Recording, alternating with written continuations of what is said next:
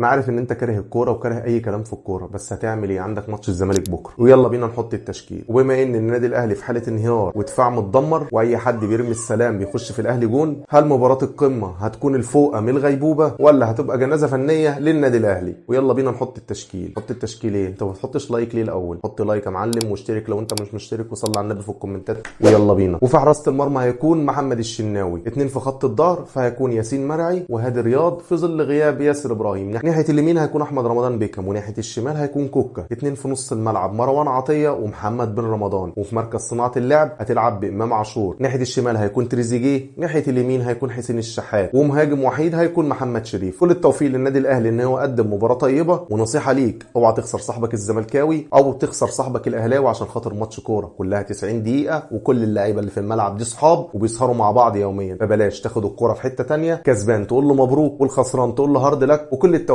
للجميع.